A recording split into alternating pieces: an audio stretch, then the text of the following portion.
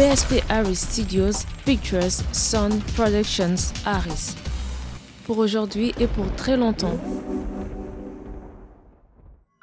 EDES Ministries, Évangile du Salut Ministries, un organe d'évangélisation pour les salis des âmes en Jésus-Christ.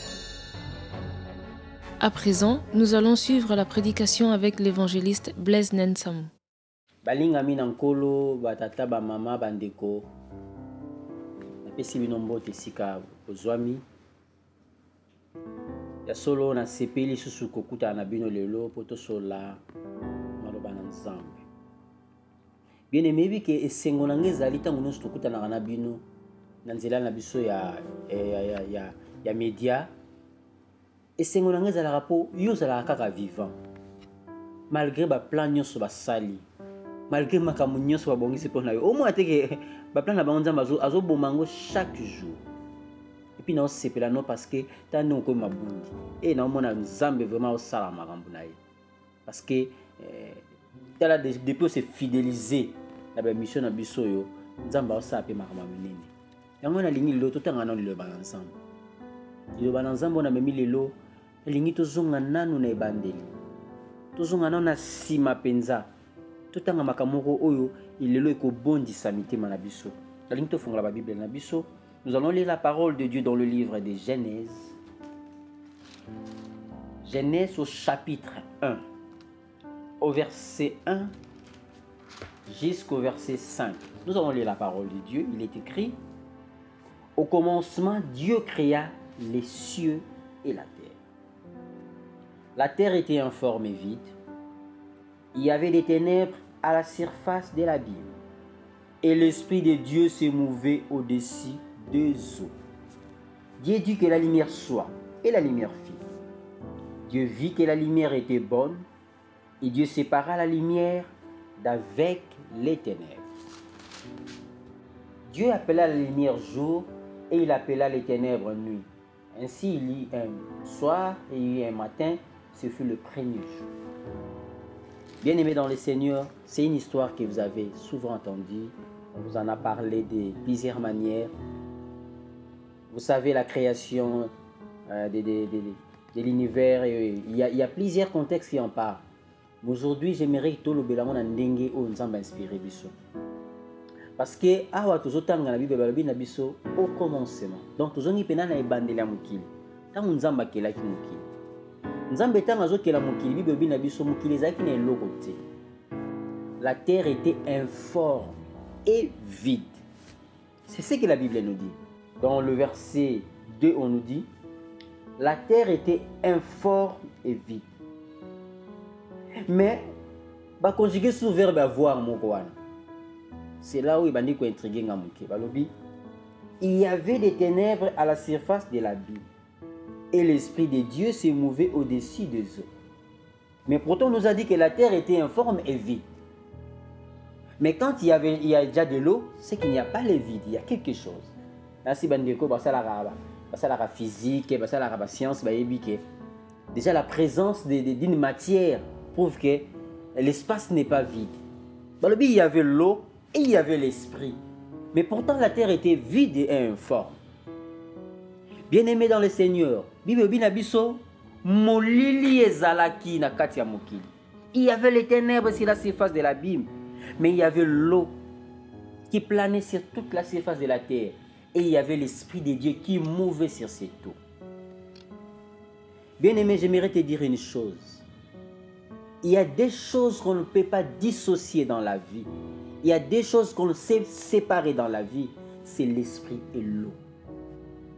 Bien-aimé, banda e bandeli ya mokili molimo ezalaki mai pe ezalaki. Banda Nzambe avant que Nzambe abanda poser premier acte de création, l'eau était là et l'esprit aussi était là. Mais je suis navré de vous apprendre qu'aujourd'hui mon église au Congo a trahi parce que nous avons séparé l'eau et l'esprit. Aujourd'hui dans nos églises, dans nos communautés, tozolobela kaka molimo bato babosani mai tobosani mai totie mai na pembeni yango moni lelo yo bien aimé makambo ebele tosala esimba su te Parce que l'église est bossani origine nango. To bossani que na bandeli biloko na mi balé ezalaki ensemble. Quand il n'y avait encore rien, il n'y avait ni arbre, ni animal dans les forêts, ni montagne, il n'y avait rien. Mais il y avait l'esprit et l'eau qui étaient ensemble. L'esprit s'est mouvé sur les eaux. Bien-aimés, aujourd'hui, voilà comment est-ce qu'on nous a rendu un très mauvais service. Balakisi biso kaka molimo, ne ba boko lakisa biso mai. Lelo yo ngozomona dans nos églises. Toutes les personnes qui fréquentent nos églises ont besoin de voir des gens tomber. Ils ont besoin de voir des gens sautiller. Ils ont besoin de voir des gens être saisis par l'esprit. Mais ils ne veulent pas voir des gens qui prêchent la parole de Dieu. Je sais qu'aujourd'hui vous allez zapper. Je sais que vous allez changer de chaîne. Parce que moi je vais vous parler de la parole de Dieu. Parce que vous ganga. Oko voyager au Keneboé. Mais si vous voulez changer de chaîne, vous changer de chaîne poigne. Bien aimé, muta ko saoti. Liloba na nzambe bakabola ngona molimo mo santu te. Bango mibali batambola kanzela moko. Lelo na église ba ko wasuko te ya o péché te. Ba ko wasuko te ya le fruit de l'esprit te. Mais ba o te yo kaka que le Saint-Esprit ekwe sarabatu. Bien aimé, ndima kutu muto yo liloba nzambe ko ici pour simanango ko sanctifier ko purifier. Mais ko lukate muto ba te take it akwe au commis salité, aux gens salité, mais l'obi nango, aux gens la même personne. Voilà comment est-ce qu'on a abruti l'église du Congo. Ça veut dire que l'aksibi sera ka moni, molimo ebimisara batu ba nyoka, ebimisara batu ba nini. Mais non, comment est-ce qu'on peut-il avoir l'Esprit Saint sans pour autant avoir la parole en soi? Même Christ, avant qu'il y ait la Pentecôte, Christ a d'abord enseigné les apôtres. Christ a d'abord commencé par enseigner les apôtres. Il a d'abord commencé par leur montrer comment est-ce que Dieu les aime et comment est-ce que Dieu a besoin d'eux. Bien-aimé, je suis navré de te dire la vérité qu'aujourd'hui dans nos églises, on nous a abrutis. Le nom de l'église, c'est bisoka mama molimo. Mais liloba na nzambe oyo. Et ça la ke molimo na mosantu ya na kati na mutu. Bati yango wapi tobosani liloba na nzambe. Ça veut dire ozomona basali lilo séminaire il y a 40 jours. Mais le séminaire il y a 40 jours on est kaka teketi kaka bato bakoyaka mais bateyo eloko te otuna mutu boye bon na 40 jours na bateki nini ote bate balobaki na kaka nga bakanga na ba démon. On nous a enseigné la démonologie. Lelo neza boye bato bayi ba kombo ba démon ko leka kombo nzambe. Bien aimé yo mo bana ça l'examen de conscience. Na ba kombo nzambe yebi combien de kombo nzambe. On a dit que yebi mingi Jova. Yebi éternel, bo mususu yana. O mona mo ndoko mitala. O yebi ba kombo nzambe ka so ni ba le misatu. Mais kombo ya démon so ba no tanga, autant ngata 50. Ça veut dire on nous a montré que l'esprit. Où est l'eau? Où est la parole de Dieu? La Bible nous dit qu'il y avait l'esprit de Dieu qui mouvait au-dessus des eaux. On ne peut pas dissocier l'eau et l'esprit. Yango bien emoni makambo ebele osambeli na ndenga molimo esimbate parce que maloba na nzambe zo accompagner prière na yote. Parce que maloba na nzambe zo accompagner makambo yo sate. Bible lobi na biso Dieu dit que la lumière soit et la lumière fut. Nzamba zolo ba lumière ezala parce qu'il savait qu'il y avait déjà l'esprit de la lumière qui mouvait sur les eaux. Cela veut dire que la lumière n'a pas précédé l'esprit. C'est l'esprit qui a précédé la lumière. La lumière est venue bien après la présence de l'esprit. Comment est-ce que Moutarolo Banayo que Ote Omoni Nzamba Fongolo Miso Romona clé pendant que l'esprit n'a pas été ensemble? Il faut qu'il y ait l'eau, il faut qu'il y ait l'esprit. Et la Bible nous dit Dieu vit que la lumière était bonne. Et Dieu sépara la lumière avec les ténèbres. Bien-aimé, laisse-moi te dire, là maintenant Dieu est en train de proclamer, il est en train de déclarer, de faire des déclarations prophétiques. Et les choses s'accomplissaient automatiquement. Bien-aimé, parce qu'il y avait l'esprit qui exécute. Il y avait l'eau. Avec l'esprit ensemble. Il dit qu'on exécutait makambo nzamba oloba. Yango zo mona bien-aimé makambo ebele baloba na yo ba prophétie mi baloba na ekokisa mate po liloba fondement ezalaki. bakoya bayebisi yo 50 000 prophéties mais faut na base biblique yango moni bakosa biso mingi. Ça veut dire on nous promet des choses oyo ekosalama te. La Bible en elle-même, c'est une prophétie par excellence. On nous dit, tu seras la tête et non la queue. C'est une prophétie. C'est dans la Bible. Mais yo ye barangote parce que tu n'as même pas Bible. Tu as dit que tu as la Bible dans la journée. Nous, nous avons yo moïbsa nga mukola suko yo tanga Bible. Mokenda na Bible, donc Bible non ezabwe non kina na prière. Ne posons na nano fongola ngokutite. So utira prière, ozu Bible na yo obuaki. L'obispo ça donc vous savez 100 jours à prière nous avons mais Bible nous avons obimisa on église pour mon akoye église mais Bible na autant à ta verset bibliquement. Mais comment est-ce que tu espères prospérer dans la parole? Tu espères prospérer dans ta vie d'autant plus que tu négliges la parole de Dieu. Biso zaka molimo yango zo mona ta basali ba campagne minene ezaka ba koka ba rotelema mais bien aimé na lina tout non question to solana na lina to sola entre nous. Combien de campagnes d'évangélisation qui va koka ba télé oyo peno moni ba koka ba télé yebisanga na combien de campagnes so komoni baba yemo pena zolo. Mais je te dis à l'époque tant tozaki na maramba ba église oyo tozobenga lelo binzambi nzambi lelo bokomo benga so binzambi nzambi tant tozaki na tanga ba groupe de prière tozaki ke ba campagne to mona ba koka ba télé pendant que ba campagne to mona ba aveugle ba zomona to mona ba baba ba zoloba. Mais lelo yo lokola totiki loba na nzambe na pembeni to komo luka ba église oyo bazana charismatique yo ka ba mona biso ici chez nous c'est nous sommes des charismatiques batiki loba na nzambe bakomi ko luka ba tuna maluku bake baluki mutu kuna mbakani baye na ye awa balobi yo kokosa ke ozalaki koko kotelema.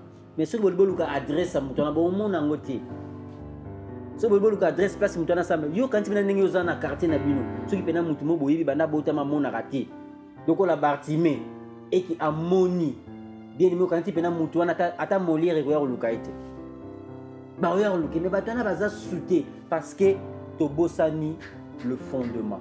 Tu la parole de Dieu, tu le balanzambe na pembeni, ba borné esprit na biso kana na esprit. Yango moni okoma ko banga na ndako na yo moko. Ça veut dire nam pourquoi oyo azola na biloko botika katango bolie, okoma ko bangela parce que zo mona kaka batioka mamba esprit. Or la Bible nous dit quoi? Tu domineras.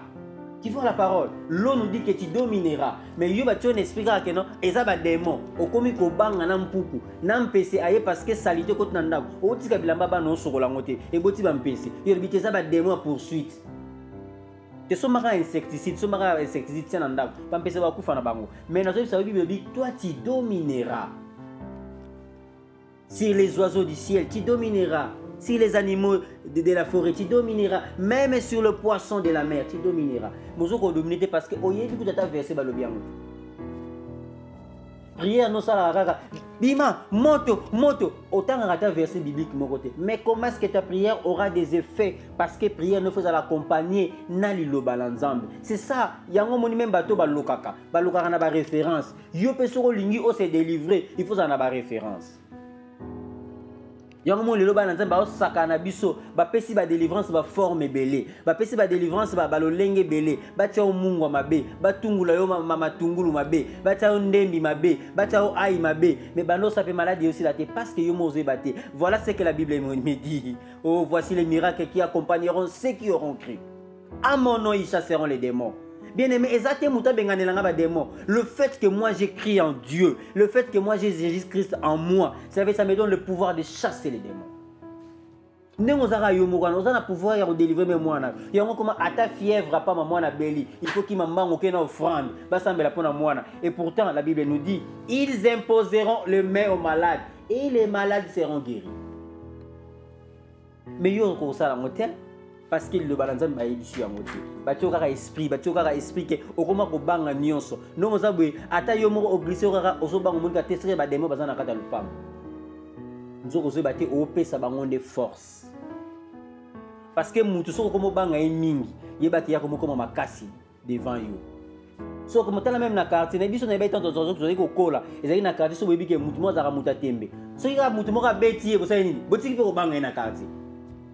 Mais yo non zambé donc ba beta kayo chaque jour okoma ko banga na ba demo donc okoma na boy ata noko na bino ko talo na ndako ya mbake su na ndako te pozo banga ke ya ko tia akotika ko loka ndako no mais comment ya ko loka ndako na yo Yosa mwana nzambe. La Bible nous dit l'ange de l'Éternel campe tout autour de ceux qui craignent l'Éternel et les arrache au danger. Ngane na zala boîte na matina bis. Ceux qui bis on est ça l'accident ça bango et ko ça l'accidenté tant que ngana zalia parce que ange na nzamba ze longo nanga. Et la Bible nous dit Balobi Dieu appela la lumière jour et il appela les ténèbres la nuit. Ainsi il y eut un soir et il y eut un matin et ce fut le premier jour. Bien aimé, comme on est ici, la tata film aïe ceci le barabande de Gonangai. De Gonanga pasteur Kilandi. Alors baranangai, ata film aïe ceci là tout le monde appelle générique fin bima. Bien aimé, maramoni n'a ici la rati. Maramoni n'a pas feinté. Bien aimé, banda boutou et inda na vie na yo, ton est en rati. Banda boutou et inda na vie na yo, au sali maramunion sur mais ton est en rati. Na biso le photo ngwetana parce que ngana zoye la yo molimo na liloba na nzambe. Na zoye la yo molimo na nzambe na makambo liloba na nzambe zoloba. Bien aimé, ote ki biloko nyonso pour s'aimer l'église. Mais makambo changer karate. Ça veut dire oluki ba prophète na nzela nyonso o makambo changer karate. Mais lo na lingana yo to ça la preuve de foi. La lingana le loto solo ça la preuve de foi. Ngana yo tout ça dans liloba na nzambe na molimo esangana. Tout ça la makambo ko sala parce que liloba na nzambe na molimo tango esangana ki tango nzamba zo déclarer la Bible nous dit la lumière fut. La Bible nous dit c'est fut le premier jour parce que la nuit était passée. La nuit était une histoire bien-aimé. Vino bande kota na mulili. Yo bando longwa musala bana papa longwa musala na pillage à 91. Si le lazo asu musala ki bana mama kweyaka na pillage kaka ya 91 wana salama kawa ba pillaka dépôt na bango ti le ko asu ko zongela côté kate oh vraiment na comprendre te Dieu bien-aimé lelo bible bina biso yi un soir et yi un matin lokola butu na vie na yo umeli il faut tongo pe etana yango na zebisa mutu mozo tala nga lelo na yebi ko suba prophétie mingi nebi ke basakoli na ndenge nyonso basakoli liyo ya kobalula ya kotourner na ndenge nyonso basakoli liyo mais lelo na yebisa yo nzamba lingi atanisa tongo. Même les hommes du monde le disent, malgré la durée de la nuit, mais le soleil finit par apparaître. Et pourquoi est-ce que yo moi dans Nzambe et que le soleil peut apparaître? C'est parce qu'il n'y avait pas l'eau et l'esprit en toi. Il n'y avait que l'esprit. Aux autres qui maillent dans Nzambe au sundola. Ceux qui montent à une église, mukwana atei bino enseigner bino, boke luka pasteur monté yo na atei biso malamu te. Bino ngeka monté yo akoyi sarabat. O matsara bino likola bakiti, o asimbi sarabino mabaya église, o anondimi ke bateya kiyo. O te moni le longu yezala ki Eh bien aimé, laisse-moi te dire, c'est la parole qui change l'homme. Et c'est cette parole qui fait que l'esprit est à Kovanda. Parce que l'esprit ne mouve que sur l'eau. Sans l'eau, l'esprit ne peut pas mouver. Sans la parole de Dieu, l'esprit de Dieu ne peut pas agir en toi. Molimo nzambe ezate pour liloba nzambe ezate fondation ezate fondement ezate. Si ozana yo mongu yeso sambela oyebi ete. Yango komaka o le Dieu de mon pasteur. Non, le Dieu de ton pasteur. Quel est le nom du Dieu de ton pasteur? Bien-aimé, na lingi lelo yo.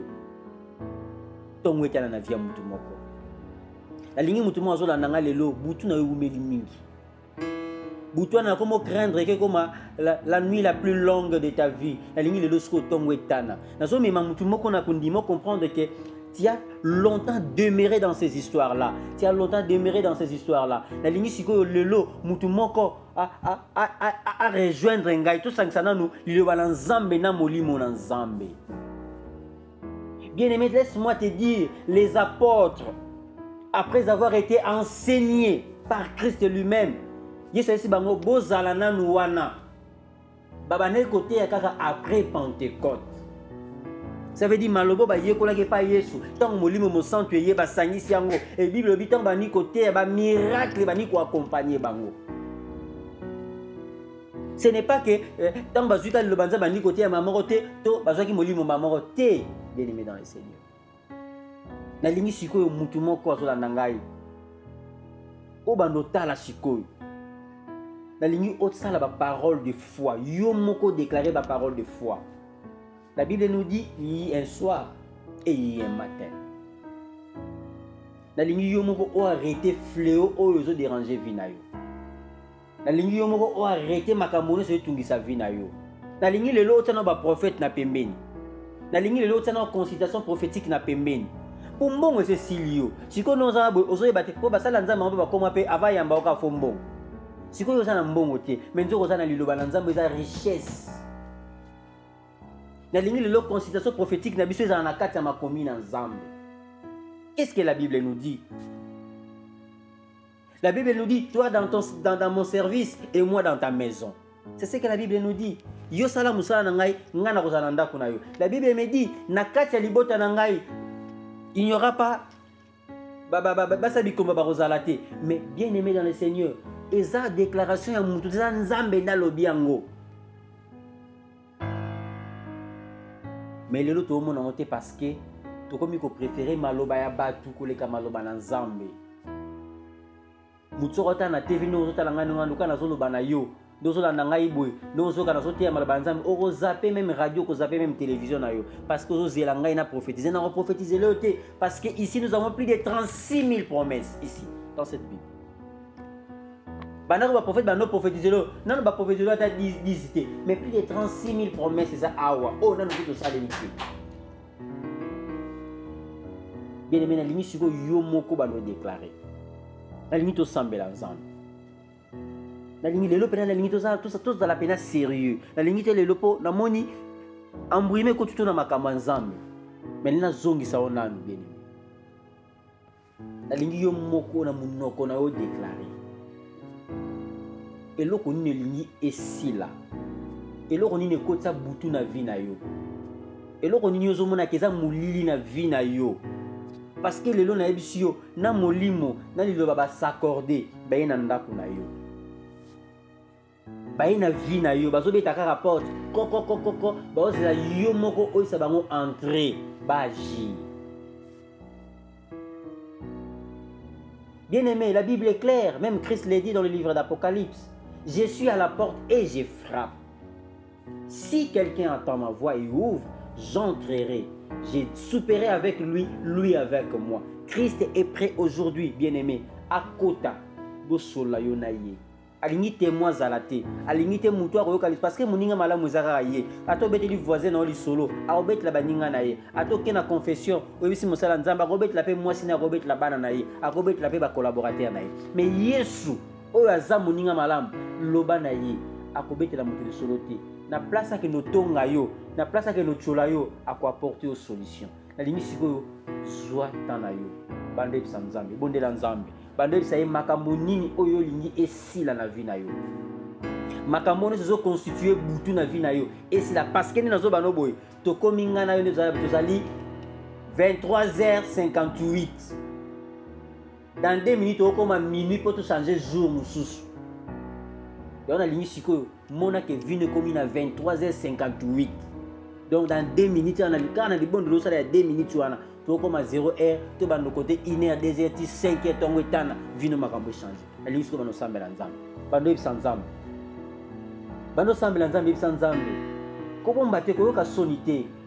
Atuso ngoko na chambre zo atake écouteur na yo tana matoi na yo kota na chambre. Bando ibisa nzambe nzambe na ligne célibat o esila.